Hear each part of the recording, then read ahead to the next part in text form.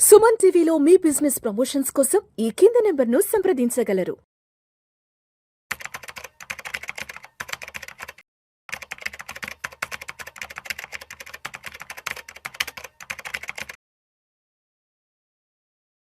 Sir Giribabu గారు నమస్తే sir. నమస్తే అండి.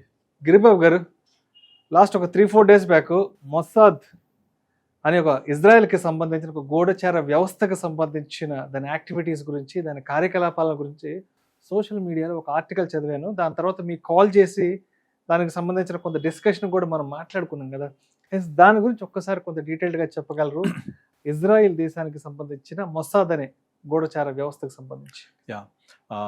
ప్రపంచంలో ఈ గూఢచార వ్యవస్థ గురించి మనం మాట్లాడుకోవాలంటే ఫస్ట్ గుర్తొచ్చేది మొస్సాద్. మొస్సాద్ ఇండియాకి రా ఎలా ఉంది? Research and analysis wing. ఈ రా ఏం చేస్తుందంటే ఇతర దేశాల్లోకి వెళ్ళి అక్కడ ఎవరైతే ఇండియా మీద కుట్రలు పన్నుతున్నారో, ఇండియాకి ఎగనెస్ట్ గా ఏదైనా ప్లాన్స్ చేస్తున్నారో ఆ విషయాల్ని కూలంకషంగా కుపిలాగి మన ఇండియన్ గవర్నమెంట్కి సమాచారం అందించి మన యొక్క ముప్పుని ముందుగానే ఎదుర్కోవడానికి కావాల్సిన ప్లాన్స్ చేసేదే గూఢచార సంస్థ. ఇండియాకి రా, అలాగే మొస్సాద్. అయితే పవర్ విషయంలో కంపేర్ చేస్తే మన రాతోటి దాన్ని కంపేర్ చేయలేం. ఎందుకంటే ప్రపంచం మొత్తంలోనే అత్యధిక గూఢచార ఆపరేషన్స్ చేసిన కంట్రీ కానీ, వ్యవస్థ కానీ, అండ్ అత్యంత క్లిష్టమైన గూఢచార పనులు చేసింది ఎవరు అంటే ఫస్ట్ గుర్తొచ్చేది మొస్సాద్. ఇజ్రాయెల్. ఈవెన్ మన హాలీవుడ్ సినిమా డైరెక్టర్లు కూడా ఊహించలేరు అలాంటి ట్విస్ట్లు ఉంటాయి వాళ్ళ దాంట్లో. ఒక రీసెంట్గా 2020లో ఇరాన్ న్యూక్లియర్ పితామహుడిగా చెప్పబడే అతన్ని వాళ్ళ ఇరాన్లోకి వెళ్ళి చంపేశారు. అయితే విచిత్రం ఏంటంటే అది చంపింది ఎవరు ఇప్పటిదాకా తెలియదు. అది మొస్సాద్ తప్ప ఎవరు ఆ పని చేయలేరు. ఎందుకంటే అతను అక్కడ ఇరాన్లో ఉండి ఇజ్రాయెల్కి వ్యతిరేకంగా పనిచేస్తున్నాడు. అఫ్ కోర్స్ అతను ఇరానీ దేశస్తుడు కాబట్టి డెఫినెట్లీ వాళ్ళ దేశానికి సరిపడా ఇరాన్ న్యూక్లియర్ వెపన్స్ తయారు చేసుకుంటున్నాడు. కానీ వాటి వల్ల ఎఫెక్ట్ అయ్యేది ఎవరికి, వాటి వల్ల ఇంపాక్ట్ అయ్యేది ఎవరికి? ఇజ్రాయెల్కి ఎగనెస్ట్ చెప్పేసి చెప్పేసి అనుమానం వచ్చినందుకే చంపేశారు వెళ్ళిపోయి. కానీ ఇప్పటిదాకా విచిత్రం ఏంటంటే అది ఎవరు చంపారో మొస్సాద్ తప్ప ఎవరు చేయలేదు ఆ పని. కానీ ఎవరు చంపారో క్లియర్ కట్ గా విత్ ఎవిడెన్సెస్ తో ఇరాన్ నిరూపించలేకపోయింది. అసలు ఆ టీం ఏంటి, ఆ పర్సన్ ఎవరు ఏంటి అన్నది ఇప్పటికే తెలియదు అసలు, లెక్కలేదు దానికి. ఇక మనం మొస్సాద్ కి డీప్ లోకి వెళ్తే 1949లో ఈ జ్యూస్ ఎవరైతే ఉంటారో యూదులు వీళ్ళు యూదులు అంటే ప్రపంచంలో దాదాపుగా చాలా దేశాలకు వ్యతిరేకం. అయితే అలాంటి వ్యతిరేకత ఉన్న వాళ్ళ మీద, కానీ ఇంకొక వాళ్ళ దగ్గర ఉన్న గుడ్ క్వాలిటీ అంటే చాలా తెలివిగల వాళ్ళు, చాలా intelligence in the world. At the same time వాళ్ళకంటూ ఒక ప్రత్యేకమైన దేశం లేదు వాళ్ళకు. ఇలాంటి వాళ్ళందరూ కూడా 1949కి ముందు వాళ్ళకు దేశం కావాలి అనుకొని అందరూ ఎక్కడెక్కడ యూదులు ఉన్నారో అందరూ కోఆపరేట్ చేసుకొని అందరూ ఒకళ్ళు గత 500 సంవత్సరాల పాటు వాళ్ళ ప్లాన్ చేసుకొని ఇజ్రాయెల్ అనే దేశంలో వచ్చి అక్కడ జీవనం సాగించి వాళ్ళ యొక్క టోటల్ కంట్రీని సేవ్ చేసుకున్నారు. అంటే కొన్ని సంవత్సరాల పాటు జన సమీకరణ చేసుకున్నారు. వాళ్ళ వర్గానికి కూడా వాళ్ళ యొక్క ఎవరైతే ఉంటారో సంబంధికులు వాళ్ళందరికీ లెటర్స్ రాసుకుంటూ వాళ్ళతో ఉన్న కమ్యూనికేషన్ ని మెయింటైన్ చేసుకుంటూ వాళ్ళంతా కలిపి 1930s 40s లో కల్లా అంటే నెమ్మదిగా ఒక 500 సంవత్సరాలు పట్టింది ఇజ్రాయెల్ అనే దేశం ఏర్పడడానికి. అందరూ ఒక నీడకు వచ్చారు. ఎందుకంటే ఈ జ్యూస్లు అనే వాళ్ళని ప్రపంచంని ఎవరు వచ్చినా చెల్లాచెదరు చేయడం వాళ్ళ యొక్క టార్గెట్. అది వాళ్ళని చంపేయడం ఇష్టం వచ్చినట్టు. హిట్లర్ చంపినంత యూదుల్ని జర్మనీలో చంపిన లక్షల మందిని కోసాడు. హిట్లర్ అనే పేరు మనం ఇప్పుడు ఏమంటాం, అరే వాడు హిట్లర్ లాంటి అంటాం. అంటే హిట్లర్ అనే ఒక పదము నియంత ఎలా అయిపోయింది అంటే యూదుల్ని చంపడం వల్లనే. అలాంటి యూదులు వాళ్ళ యొక్క అస్తిత్వాన్ని కాపాడుకోవడం కోసం వాళ్ళంతా ఇజ్రాయెల్లో వచ్చి ఒక దగ్గర జీవనం కొనసాగిస్తున్నప్పుడు మరి వాళ్ళకు ఒక సేఫెస్ట్ ఒక ఏజెన్సీ కావాలి టు ప్రొటెక్ట్ దెమ్సెల్వ్స్. మనల్ని మనం కాపాడుకోవడానికి మనకు ఒక వ్యవస్థ కావాలి. ఆ వ్యవస్థనే ఫస్ట్ 1949లో పుట్టింది మొస్సాద్. దీని ఫస్ట్ పాత పేరు వేరే ఉండేది, నేషనల్ అనే పేరు ఉంటుంది. తర్వాత 1951లో మొస్సాద్ అనే పేరుతోటి వాళ్ళు ఫామ్ అయ్యారు. ఇది ఎంత పవర్ఫుల్ ఉంటుందంటే మనము జేమ్స్ బాండ్ ఏమంటామంటే ద రైట్ టు కిల్ అని అంటాం. ఇప్పుడు జేమ్స్ బాండ్ తను అనుకుంటాడు I have right to kill అని. అలాగా ప్రపంచంలో రైట్ టు కిల్ అనే ఒక కాన్సెప్ట్ తో పనిచేసేది మొస్సాద్.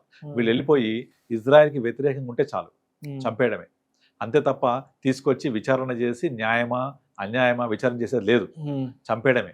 అది ఎంతలా ఉంటుంది అంటే మనము ఒక మంచి హాలీవుడ్ గూఢచార సినిమాలు చూస్తే కూడా మనకు ఆ ఫీల్ రాదు. కానీ వీళ్ళ ఆపరేషన్స్ అంత ఇదిగా ఉంటాయి. ఇంకో స్పెషాలిటీ ఏంటంటే అన్ని కూడా షార్ట్ టర్మ్ ఆపరేషన్ కాదు, చాలా లాంగ్ టర్మ్ ప్లానింగ్ ఆపరేషన్స్ ఉంటాయి. ఒక చిన్న ఎగ్జాంపుల్ చెప్తా. రీసెంట్ గా మీరు 2025లో లెబనాన్ లో సడన్ గా వాళ్ళ పేజర్లు అన్ని పేలిపోతున్నాయి. పేజర్లు యాక్చువల్గా అక్కడ వాళ్ళు వాడే ఫోన్స్ అన్ని శాటిలైట్ రిలేటెడ్ ఉంటాయి, సిగ్నల్స్ హ్యాక్ చేయకుండా చాలా జాగ్రత్తగా చూసుకుంటారు. లెబనాన్ బీరూట్ వాళ్ళ క్యాపిటల్, అదంతా కూడా వ్యతిరేకం ఎవరికి, ఇజ్రాయెల్కి. అయితే ఎవరైతే ఈ లెబనాన్లో ఉన్న ఎవరు మన వీళ్ళు తీవ్రవాదులు ఉంటారో వాళ్ళందరినీ చంపాలి అంటే అంత ఈజీ అయ్యే పని కాదు. అయితే వాళ్ళందరూ పేజర్లు వాడతారు. ఎందుకు అంటే సెల్ ఫోన్స్ వాడితే సిగ్నల్స్ వల్ల హ్యాక్ చేస్తారని చెప్పేసి, ట్రాక్ చేస్తారని చెప్పేసి అని వీళ్ళు ఇది పేజర్స్ వాడేవాళ్ళు. ఈ పేజెస్ ఎక్కడి నుంచి తీసుకొస్తారు? చైనాలో ఒక కంపెనీ ప్రత్యేకంగా తయారు చేసి ఎక్స్పోర్ట్ చేస్తుంటది. వీళ్ళు ఏం చేశారంటే ఇజ్రాయెల్ వాళ్ళు వాళ్ళ మొసాద్ సంస్థ చైనా వెళ్ళి ఈ పేజర్లు తయారు చేసే కంపెనీలో ఎంప్లాయీస్ గా చేరి ఆ కంపెనీకి తెలియకుండా వాళ్ళ పేజర్లలో వాళ్ళ పేజర్ పనితనానికి ఎక్కడ దెబ్బ తినకుండా డైరెక్ట్ కొన్ని రకాల బాంబ్స్ ఏర్పాటు చేసిన చిప్స్ లాంటివి ఏర్పాటు చేసి ఆ పేజర్లన్నీ చైనా నుంచి లెబనాన్కి ఎక్స్పోర్ట్ అయిన తర్వాత అందరూ నార్మల్ గా వాడుతున్నారు. అంటే వాళ్ళందరూ టైం బాంబులు జోలు పెట్టుకుని తిరుగుతున్నట్టు లెక్క. అంతే కదా, జోలు పెట్టుకుని ఎప్పుడైతే ఇజ్రాయెల్ ఓకే రెడీ స్టార్ట్ 1 2 3 అని బటన్ ఎక్కడికక్కడ అందరూ ఎగిరిపోయారు. సడన్ గా కూరగాయల దగ్గర కూరగాయలు కొంటున్నారు, పేలిపోతున్నాయి. ఏం పేలుతున్నాయి, ఎందుకు పేలుతున్నాయి కనీసం వాళ్ళకి అర్థం చేసుకునే అవకాశం కూడా దొరకలేదు. వాళ్ళు ఆలోచన చేసేప్పటికే తర్వాత డీకోడింగ్ చేసి బ్యాక్ టెస్ట్కి వెళ్తే అసలు ఎందుకు పేలుతున్నాయి ఏంటి అని మొత్తం వెనక్కి బ్యాక్ టెస్టింగ్ చేస్తే తెలిసింది ఏంటంటే ఈ ఆపరేషన్ వాళ్ళు గత 10 సంవత్సరాలు చేస్తున్నారు. మొసాద్ టీమ్ ఇన్వాల్వ్ అయ్యి 10 ఏళ్ల నుంచి, ఇది రియల్ స్టోరీ ఇదంతా, 10 ఏళ్ల నుంచి వాళ్ళు చేస్తూ వాళ్ళ యొక్క లెబనాన్లో ఉన్న తీవ్రవాదుల్ని మట్టుబెట్టడం కోసము వాళ్ళు 10 సంవత్సరాల నుంచి ఈ పేజర్ బాంబుని వాడటం మొదలుపెట్టారు. పేజర్ బాంబ్, మరి అది పేజర్ బాంబ్ అంటే ఈజీగా తయారు కాదు కదా, దాన్ని ఎంత ప్లాన్ చేసి చేయాలి, ఆ పేజర్లో ఇన్వాల్వ్ చేసి పంపించాలి అక్కడికి, వాళ్ళు వాడాలి, డిస్టర్బ్ అవ్వద్దు, మళ్ళీ వాళ్ళకి తెలియకూడదు ఆ విషయం. ఇంతలా ఉంటే వాళ్ళ ప్లాన్స్ అన్నీ కూడా. అండ్ తర్వాత వేరే ఒక ఇజ్రాయెల్ దేశస్తుడు ఒకతను వీళ్ళ యొక్క మిలిటరీ సీక్రెట్స్ వేరే వాళ్ళకి అమ్మేశాడు. అమ్మి ఆ కంట్రీకి వెళ్ళిపోతే అతనికి తెలియకుండా హనీ ట్రాప్ చేసి అతన్ని మళ్ళీ ఇజ్రాయెల్ తీసుకొచ్చి చంపేశారు. అతనికి వచ్చేదాకా కూడా తెలియదు నేను హనీ ట్రాప్ అయ్యాను అనే ఒక ఇజ్రాయెల్ గూఢచార సంస్థకు సంబంధించి ఒక అమ్మాయిని పంపించి ఆమెతో హనీ ట్రాప్ చేయించి ఇంకా లవ్ లో పడేసి, సింపుల్ గా చెప్పాలంటే ఇక నువ్వే నా జీవితం, నువ్వే నా సర్వస్వం అనుకునేలాగా ప్లాన్ చేసుకొని అతన్ని ఇజ్రాయెల్ తీసుకొని చంపేశారు. అంటే ఇలా ఉంటాయి. అంటే ఒక వ్యక్తిని కావచ్చు, ఒక సంస్థని కావచ్చు, కొంతమంది సమూహాన్ని కావచ్చు, వాళ్ళ టార్గెట్ ఇజ్రాయెల్కి వ్యతిరేకంగా వీడు పనిచేస్తున్నాడా, సంస్థ పనిచేస్తుందా అని కొంచెం అనుమానం వస్తే చాలు వాళ్ళని చంపడమే. అయితే ఇజ్రాయెల్ దగ్గర ఉన్న ఇంకొక గొప్పతనం ఏంటంటే ఇప్పుడు ప్రపంచంలో ఇజ్రాయెల్ మొత్తం కలిపి కర్ణాటక స్టేట్ అంత ఉండదు. అది మొత్తం కలిపి వాళ్ళ మ్యాప్ కూడా కర్ణాటక మ్యాప్ లాగా ఉంటుంది, అంత మించి ఉండదు. అక్కడ వర్షాలు చాలా తక్కువ పడతాయి. అండ్ చుట్టూ ఉన్న దేశాలన్నీ సిరియా, లెబనాన్, తర్వాత పాలస్తీనా, ఇవన్నీ కూడా భీకరమైన శత్రుత్వం వాళ్ళతోటి. మరిస్తే ఎప్పుడు వేసేస్తారో తెలియదు. ఇప్పుడు మనం చాలాసార్లు సినిమాలు చూస్తుంటాం కదా, ఒక శత్రువు ఇంకో శత్రువుని చంపడానికి ఎలా ప్లాన్ చేస్తూ ఉంటాడు, వాడు మొత్తం 24/7 అందరినీ సెక్యూరిటీ గార్డ్ పెట్టుకొని తిరుగుతూ ఉంటారు, సినిమాలు చూస్తుంటాం. ఆ టైప్లో వీళ్ళకు పొద్దున్న లేస్తే ఏ పక్క నుంచి బాంబు పడుద్దో తెలియదు కనుక వీళ్ళకు ఐరన్ డోమ్ అని ఉంటుంది వీళ్ళది. ఫస్ట్ టైం ఇరాన్ ఆ ఐరన్ డోమ్ కూడా బ్రేక్ చేసింది. అంటే ఎంత టెక్నాలజీ ఇంప్రూవ్ చేసుకున్నా కూడా పక్కన శత్రువులు ఇంకా అంతకన్నా టెక్నాలజీకి వాళ్ళు అడ్వాన్స్ అవుతుంటే దాన్ని మించి అడ్వాన్స్ అవుతారు వీళ్ళు. సో ఆ విధంగా మొస్సాద్ మళ్ళీ ఒకసారి ఇప్పుడు ఈ ఇరాన్ ని అటాక్ చేయడంలో, అంతెందుకు రీసెంట్ గా అమైతుల్లా ఖుమైనీని చంపేశారు కదా, అమైతుల్లా ఖుమైనీని చంపడానికి ఉపయోగించింది ఏంటి, అక్కడ లోకల్ వాళ్ళ మామూలుగా మనం స్ట్రీట్ కి కెమెరాస్ ఉంటాయి కదా, స్ట్రీట్ కెమెరాస్, ఆ స్ట్రీట్ కెమెరాస్ ని హ్యాక్ చేసి ఆ కెమెరాస్ లో నుంచే అక్కడ ఖుమైనీ కదలికలన్నీ రెగ్యులర్ గా వాళ్ళు ఇప్పుడు మన తెలంగాణ పోలీస్ వాళ్ళు ఏదైనా ఒక చిన్న ఇన్సిడెంట్ జరిగితే జల్లబట్టి ఆ ఈవెంట్ ఎక్కడ జరిగింది ఎలా ట్రాక్ చేస్తారో అట్లా వీళ్ళు అక్కడ లోకల్ ఉన్న సీసీటీవీ కెమెరాస్ అన్నిటిని హ్యాక్ చేసి ఈ అమైతుల్లా ఖుమైనీ యొక్క ట్రేసెస్ అన్ని రెక్కీ చేసి ఎక్కడ వెళ్తున్నాడు, ఎక్కడ వస్తున్నాడు, ఎక్కడ ఉంటున్నాడు మొత్తం ట్రేస్ చేసి డైరెక్ట్ గా అమైతుల్లా ఖుమైనీ ఉన్న బంకర్ మీదనే బాంబ్ బ్లాస్ట్ చేసేసి 40 మెంబర్స్ ఆఫ్ ఫ్యామిలీస్ మొత్తాన్ని మట్టు పెట్టేశారు. ఇది యుద్ధం స్టార్ట్ అయిన ఫస్ట్ డేనే జరిగింది. ఎందుకంటే గత కొద్ది రోజుల నుంచే అసలు అతను ఇంట్లో ఎక్కడ తిరుగుతున్నాడు, వాళ్ళ దగ్గర ఉన్న సీసీటీవీ కెమెరాస్ వాళ్ళ సెక్యూరిటీ పెట్టుకున్నారు. హ్యాక్ చేసి లాక్కున్నారు. ఐ మీన్ మొత్తం మానిటరింగ్. ఎగ్జాక్ట్లీ. ఇది పెట్టుకుంది ఎవరు? వాళ్ళే, ఇరాన్ వాళ్ళే. ఎవరి కోసము? వాళ్ళ సొంత కదలికల్ని ట్రాక్ చేసుకోవడం కోసం. ఎవరు వస్తున్నారు, ఎవరు అవుతారు, మనం పెట్టుకుంటాం కదా ఇంటి చుట్టూ కెమెరాస్, పెట్టుకుంటాం కదా ఆఫీస్ బయట. అట్లా వాళ్ళు పెట్టుకున్న కెమెరాస్ లోకి దూరి హ్యాక్ చేసి వాళ్ళ కదలికల్ని ట్రాప్ చేసి సక్సెస్ఫుల్ గా చంపేయడం జరిగింది. Every second every moment capture కనబడుతూనే ఉంటుంది కదా, ఫ్యామిలీ అంతా ఏంటి కనబడుతూనే ఉంటుంది కదా. సో ఇంతలా వాళ్ళ శత్రువు నెట్వర్క్ లోకి వెళ్ళి దాన్ని పసిగట్టి దాన్ని అంతం చేయగల కెపాసిటీ అనమాట. నెతన్యాహు టీమ్ కి రేంజ్ వీళ్ళు మొత్తం వచ్చి 7,000 మంది ఉంటారు దగ్గర. అండ్ వీళ్ళ బడ్జెట్ వచ్చేసి $2,200 మిలియన్ బడ్జెట్. వీళ్ళకు ఎటువంటి రెస్ట్రిక్షన్స్ ఉండవు, కంప్లీట్ 100% ఫ్రీడమ్. ఎవరైనా మొసల్లో జాయిన్ అవ్వాలి అంటే మామూలు పరీక్షలు ఉండవు, శల్య పరీక్షలు ఉంటాయి. వాడికి అటేడు తరాలు ఇటేడు అంటాం కదా మనము, అట్లా వాడికి 6 generations అటు, ఒక 7 generations ఇటు, వాడిని వెరిఫై చేసి వీడెవడు, ఎందుకు వస్తున్నాడు, ఏంటి, వీడికి ఏమన్నా వేరే లింక్స్ ఉన్నాయా వేరే కంట్రీస్ తో, వేరే దేశాల నుంచి వచ్చిన కుర్రాడా ఏంటి, అన్ని వెరిఫై చేసి కంప్లీట్ గా స్క్రూటినీ చేసిన తర్వాతనే అతని మొసల్లోకి తీసుకోవడం జరుగుద్ది. తీసుకున్నాక కఠినమైన ట్రైనింగ్స్ ఉంటాయి. ఆ కఠినమైన ట్రైనింగ్స్ నుంచి రాటుదేలి బయటకు వచ్చిన వాళ్ళే ఈ మొసాద్ వీరులు. ఈ మధ్య ఈ ఆపరేషన్ వాళ్ళ ఆపరేషన్స్ కూడా ఎట్లా అంటే ఏ టీం కా టీం డివైడ్ అయిపోతూ ఉంటారు. ఆ టీం వాళ్ళు ఆ కంట్రీస్ ని ట్రాక్ చేస్తూ ఉంటారు. ఎక్కడి నుంచి అయినా ఇజ్రాయెల్ కి ఏమైనా శత్రుత్వం పొంచి ఉందా అలా చూసుకొని వాళ్ళని అటాక్ చేస్తూ ఉంటారు. ఇతర శత్రు దేశాల్లో ఆ దేశంకి వెళ్ళిపోతారు వాళ్ళు వెళ్ళిపోవడము, అక్కడ ట్రాక్ చేయడము, ట్రేస్ చేయడము. ఇప్పుడు మన ఇండియా ఇజ్రాయెల్ కి మంచి మిత్ర దేశం, మంచి టర్మ్స్ ఉన్నాయి. అండ్ ఇంకొకటి ఏంటంటే నార్మల్ గా మనము ఇజ్రాయెల్కి వెళ్తాను అని వీసా అప్లై చేస్తే కూడా అంత ఈజీగా రాదు. అండ్ ఇజ్రాయెల్ పాస్పోర్ట్ ఉంది అంటే one of the safest passport, అది one of the secured passport. Israel passport ఉంది అంటే చాలా అమెరికన్ ఫ్రెండ్లీ నేషన్స్ కి పాస్పోర్ట్ వీసా దొరికిపోతుంది, అంత పవర్ఫుల్ అది. ప్రపంచంలో ద బెస్ట్ పాస్పోర్ట్ గా ట్రీట్ చేసేది Japan, South Korea and Israel. ఈ కంట్రీ పాస్పోర్ట్స్ ఉంటే కనుక మీకు చాలా దేశాలలో వితౌట్ వీసా వెళ్ళిపోవచ్చు మనం. అంటే ఇప్పుడు ఇండియా లాగా నేపాల్ కి, శ్రీలంకకి వితౌట్ వీసా వెళ్తామో అలాగా Japan, South Korea and Israel. ఆ పాస్పోర్ట్ అనేది చేతిలోకి రావాలి అంటే ఈ కంట్రీస్ లో బ్యాక్గ్రౌండ్ చెక్ నడుస్తుంది. ఇంకా వాళ్ళు ఎక్కడికైనా వీసా లేకుండా వెళ్ళిపోవచ్చు. పాస్పోర్ట్ అనేది ఆ దేశం ఇచ్చే entry card. Visa welcoming country, ఎక్కడికైతే మేము వెళ్ళాలనుకున్నామో వాళ్ళు ఇచ్చే దాన్ని వీసా అంటాం కదా. అలా పాస్పోర్ట్ ఉంది అంటే చాలా కంట్రీస్ కి మనకు వెల్కమింగ్ లెటర్ ఉన్నట్టే.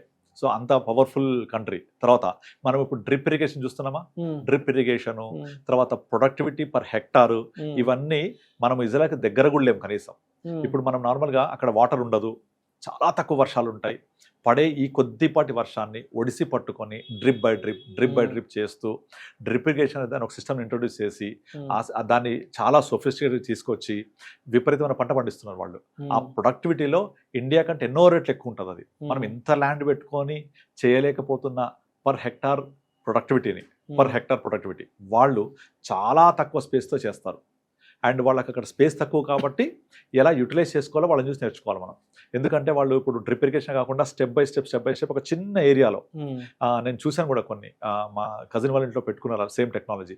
అన్ని స్టెప్ బై స్టెప్ చొప్పున వాళ్ళు వాటర్ ఫ్లో అయ్యేలాగా చేసుకొని అన్ని రకాల పంటలు ఆ చిన్న బాక్స్లలో పండిస్తూ ఉంటారు అనమాట. అది వాళ్ళు పెద్ద ఎత్తున చేస్తారు ఇజ్రాయెల్లో, చేసి పంటలు పండిస్తూ ఉంటారు. ఇప్పటికీ మన దగ్గర వ్యవసాయానికి సంబంధించి ఇంకా అధునాతన పద్ధతులు లేవు, ఉన్నాయి కానీ మన దగ్గర ల్యాండ్ అబండెంట్ గా ఉంది కాబట్టి. ల్యాండ్ ఉంది కానీ ప్రభుత్వాలు కూడా దాన్ని ప్రజల్లోకి తీసుకెళ్ళలేకపోతున్నారు. అవును.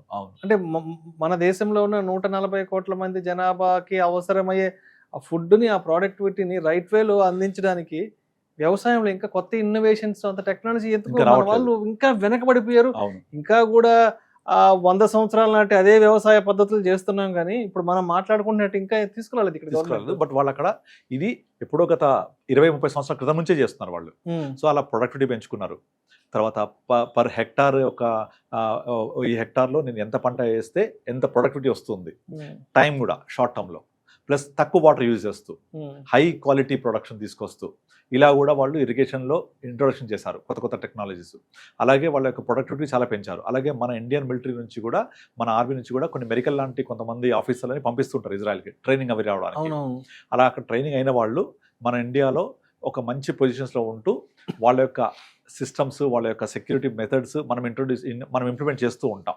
ఇంప్లిమెంట్ చేసి మన ఇండియాకి కూడా అలా సెక్యూరిటీ తీసుకెళ్ళడం చేస్తూ ఉంటాం. మనకు ఇండియాకి కూడా చుట్టుపక్కల చైనా ఉంది, ఇటు పాకిస్తాన్ ఉంది, ఇటు బంగ్లాదేశ్ ఉంది కదా, వీళ్ళ దగ్గర నుంచి కూడా ముప్పు ఉంటుంది. కానీ మన Indian government is very much well trained, well enough to control all these countries. But కానీ ఎక్కడి నుంచి మనకు ముప్పు వస్తుందో తెలియదు.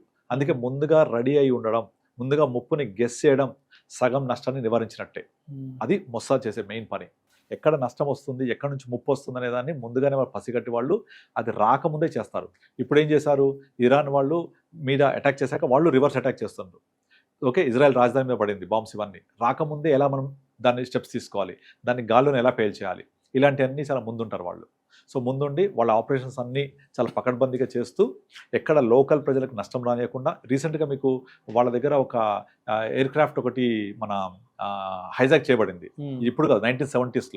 ప్రపంచంలోనే ఇప్పటిదాకా the biggest and the smart operation ఏదైనా ఉంది అంటే ఫస్ట్ ఇదే చెప్తారు. 1971లో ఈ ఇజ్రాయెల్ ఎయిర్ క్రాఫ్ట్ని హైజాక్ చేస్తే వాళ్ళకి తెలియకుండా ఆ ఎయిర్ క్రాఫ్ట్లోకి వెళ్ళి వాళ్ళ పౌరులందరినీ కాపాడుకొని తీసుకొచ్చారు.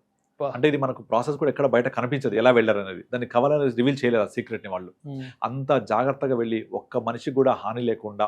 ఇప్పుడు మనం కాందహార్ హైజాక్ గుర్తుంది కదా, ఒక 25 రోజులు ఆ ఎయిర్పోర్ట్లో అక్కడ రోజు చూస్తుండేవాడు మనం. అప్పుడు సోషల్ మీడియా అంత లేదు కాబట్టి but only paper news. Kandahar గుర్తుందా, అరౌండ్ 2000లో, ఇది అరౌండ్ 2000 ముందు కాందహార్ లో జరిగింది.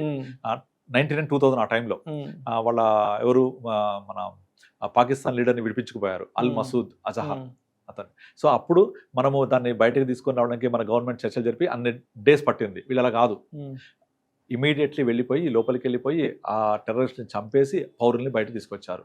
అంటే అంత ప్రోయాక్టివ్ ఉంటారు వాళ్ళు. సో మనం అలా ప్రోయాక్టివ్ ఉండాలి అంటే డెఫినెట్లీ ముందు నుంచే ప్లాన్ చేసుకోవాలి.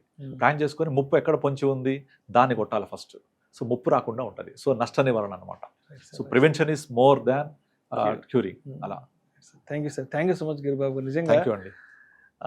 ఇజ్రాయెల్ దేశం నిర్వహిస్తున్నటువంటి మొసాద్ గూఢచార వ్యవస్థకు సంబంధించిన వాళ్ళ కార్యకలాపాల గురించి నిజంగా వింటుంటే గూస్ బంప్స్ వస్తున్నాయి. నిజంగా ఈరోజు ఒక మంచి ఇన్ఫర్మేటివ్ అంశం గురించి మీ ద్వారా నేను తెలుసుకోగలిగాను. అదేవిధంగా మన సుమన్ టీవీ ప్రేక్షకులకు కూడా విష్ణు టాక్స్ ద్వారా తెలియజేయగలిగాను sir. Thank you so much Giribabu garu. Thank you అండి.